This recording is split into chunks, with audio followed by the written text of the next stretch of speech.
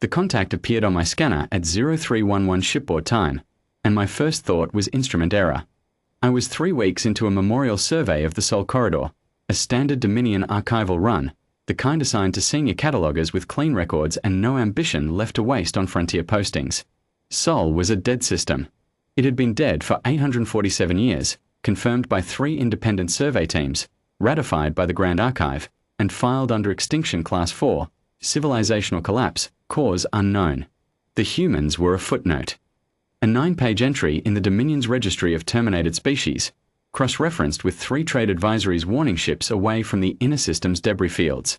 We ran memorial surveys every century out of procedural courtesy. It was the kind of work that filled logbooks and changed nothing. The contact did not belong to any of those logbooks.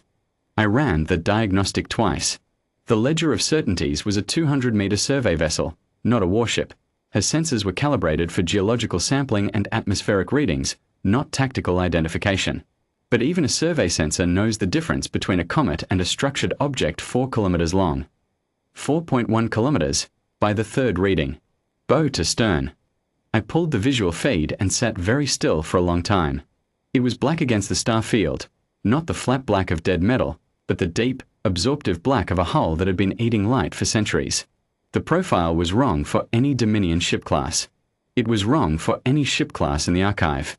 Long and narrow at the fore, thickening into a mass of angular weapons housing amidships, then splaying into a triple-column drive section that was dark and cold. The hull surface caught the distant sun at low angle, and what I saw there was not the smooth composite plating of a functioning vessel. It was scar tissue.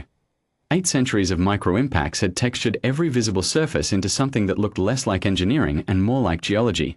Pocked, ridged, layered with the patient damage of deep space at rest. It was sitting at the edge of the system, at the boundary where the old human charts marked their territorial limit. And it was not moving. I filed an immediate contact report to Dominion Sector Command. Standard protocol for anomalous readings. Then I waited. At 0344, the object moved. Not toward me. Not away. It rotated, a slow, deliberate pivot on its axis, the way a sleeping animal turns its head when it hears something it recognizes. The drive section remained cold. Whatever had moved the ship had done so without main propulsion. At 4 kilometers of mass, that was not supposed to be possible. I sent a second report. I attached the visual. I noted that the object appeared to be maneuvering under secondary thruster power, which at its estimated tonnage implied a secondary thruster array that had no analog in the Dominion's engineering registry. At 0401, the object's hull lit up. Not weapons fire. Not an explosion. A cascade of activation, lights appearing across the hull in sequences that moved from stern to bow, hundreds of them, then thousands, small amber and white points spreading across 4 kilometers of scarred black metal until the whole ship glowed like an ember brought back from the edge of cold. Drive columns began to cycle. First the outer pair, then the middle, then the inner, each one building from dark to a low blue-white that I could read on my sensors as thermal output in ranges I had no scale for. The archive had 9 pages on humanity. I had read them during the transit out. Average bipedal species, carbon-based, achieved spaceflight approximately 2 centuries before their extinction event. Estimated maximum vessel size at time of extinction, 800 meters, military class. Armament, chemical kinetic and early directed energy systems, pre-archive classification. No record of surviving vessels. No record of standing fleet doctrine. The object warming up in front of me was 4 times the size of the largest ship humanity was ever recorded to have built. It had been sitting at the edge of a dead system for 847 years, on cold standby, waiting. I sent a hail on all frequencies. I identified myself as Archivist Commander Solon Vreth of the Dominion Survey Vessel Ledger of Certainties, conducting routine memorial survey, non-hostile, registry classification academic. No response. I sent the hail again, this time including the Dominion Standard Extinction Confirmation Code, the signal that meant we have already filed your species as terminated. There is no conflict here, you are a recorded historical footnote. It was the code we used for the rare automated systems that occasionally still functioned in dead civilizations' ruins, the ones that ran old defense protocols on loop without anyone alive to turn them off. The ship did not respond to that either. At 0419 it began to move. Not toward me. I want to be precise about that, because what I felt in that moment was something I am not trained to record in an archival report. It did not regard me. The ledger of certainties was 200 meters long and sitting at what I had believed was a respectful survey distance. The Iron Vigil, I found the name later, stenciled in characters that matched the archive sample of the human written language, on the port flank just aft of the forward weapons battery. The Iron Vigil passed me at a distance of approximately 12,000 kilometers. At that range, I could read individual hull details. I could see the weapons batteries, each one the length of a Dominion cruiser, arranged in lateral rows along the midship section. I could see the point defense clusters, dormant but tracking, small turrets rotating on their mounts with the casual attention of a predator that has not yet decided whether something is worth eating. I could see the name. I sent a third report. I included the name. I noted that the archive's 9 pages on humanity made no reference to a vessel class of this type, a vessel name of this type, or a vessel age that would account for 8 centuries of hull weathering. I noted that the ship appeared to be on a heading for the inner system. I noted that it had not responded to any hail. Sector Command responded 40 minutes later. They told me to maintain a safe distance and continue observation. They told me the Dominion's 6th Border Fleet, 4,200 vessels stationed at the Kethis waypoint, had been notified. They told me not to approach the object. I had not approached it. I had not moved at all. I was watching it go. The Iron Vigil crossed the outer system in 11 hours. I tracked it the entire time. My sensors were not built for this kind of work, but I ran them at maximum resolution and logged everything I could. The ship did not accelerate past a speed that seemed, from the outside, almost leisurely.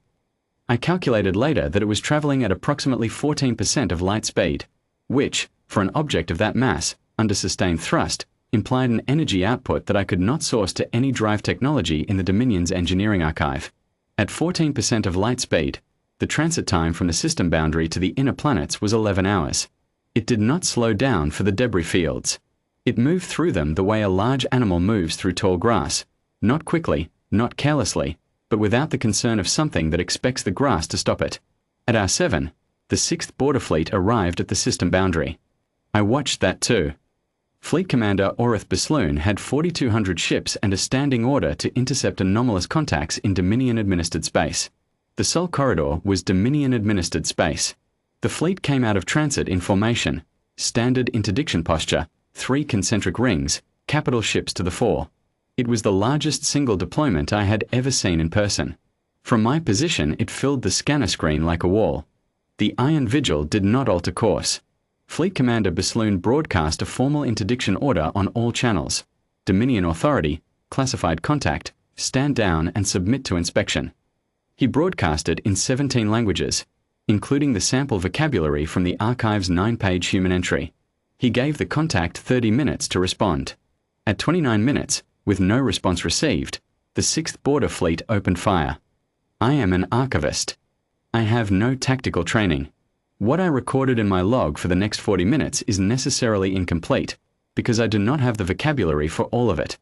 I can say that the Iron Vigil's point defense network activated with a completeness I had not expected. I can say that the weapons fire from 4,200 Dominion vessels produced a volume of energy discharge that my sensors read as a single sustained event rather than individual impacts. I can say that the Iron Vigil's hull, over 40 minutes of continuous fire from the largest formation in the Dominion 6th Border Fleet, did not accumulate any new damage that I could detect beyond what 8 centuries of micro-impact scarring had already left there. I can say that the Iron Vigil did not return fire. That part one need to say clearly, because I think it will matter to whoever reads this report. The ship did not fire back. It did not accelerate. It did not respond to the interdiction. It continued on its heading for the inner system at the same speed it had been traveling since it woke up, and it absorbed everything the 6th Border Fleet directed at it, and none of it touched what was underneath. At minute 31, Fleet Commander Besloon ordered a ramming action. 3 capital ships, largest in the fleet, moved to block the corridor. I have the sensor logs. The Iron Vigil's course adjustment was so slight that I nearly missed it in the data, a fraction of a degree, barely enough to qualify as maneuvering. The 3 capital ships were not struck. They were moved aside in the displacement wake of the Iron Vigil's passage, pushed out of the lane the way water moves around a hull, and the fleet behind them fell into silence on all channels. Sector Command ordered a recall. All 4,200 ships pulled back to the system boundary. The Iron Vigil continued inward. I followed at distance. My survey mission parameters did not account for this, but I had nowhere else to go and no orders to leave.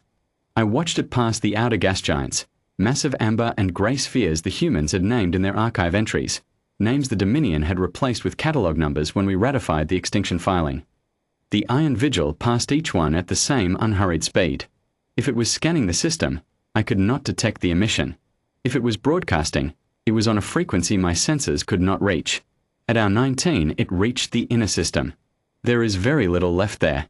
The debris fields the archive mentions are mostly what you would expect, orbital fragments, some of them large enough to constitute minor bodies, the chemical signature of what used to be industrial infrastructure before whatever happened 847 years ago finished happening.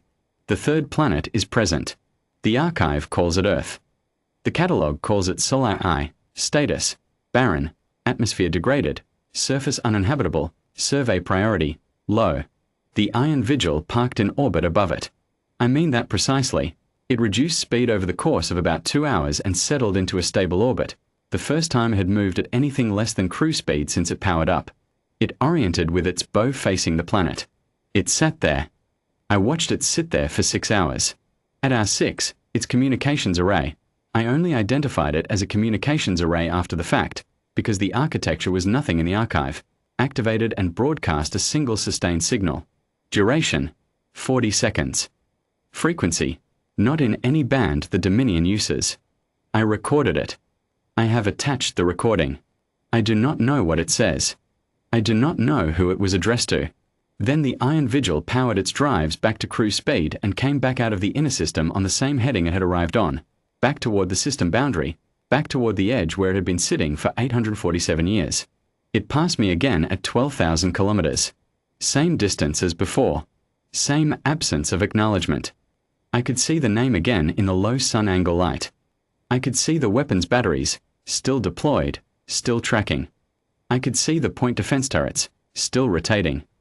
I filed my full report to the Grand Archive at 0311 the following morning, exactly 24 hours after the first contact. I included every sensor log, every visual feed, every communication record, every calculation I could produce. I noted that the Iron Vigil appeared to be returning to its prior position at the system boundary. I noted that the 6th Border Fleet had sustained 0 vessel losses but had failed to affect the contact's course, speed, or behavior in any measurable way. I noted that the contact had made no hostile action against any Dominion vessel. I noted that the archive's 9-page entry on humanity was insufficient. I noted, in the final section that the archive format calls summary and implications, that the Dominion had administered the Sol Corridor as dead space for 847 years, that we had built 3 trade waypoints and 2 resupply stations in systems adjacent to Sol on the assumption that the space was permanently uncontested, that the Iron Vigil had been sitting at the edge of that space for the entirety of that period, on cold standby, in a patrol posture, and that the only reason I could determine for that posture was a standing order, an order that had never been rescinded, because the civilization that would have rescinded it had been filed as extinct before it had the chance. I noted that the Dominion did not know what humanity's extinction event actually was. I noted that the 9-page entry listed cause as unknown. I noted that a ship does not go on standby patrol for 8 centuries unless it expects to need to resume that patrol. I noted that the Grand Archive may wish to revise its extinction classification for Sol II. I noted that I did not know how many more ships were waiting. The Iron Vigil is back at the system boundary as I write this. Cold standby. Dark hull. Sitting exactly where it was when my scanner first found it. At the edge of a system the Dominion spent 847 years calling dead. It has not responded to any further hails. I do not think it intends to.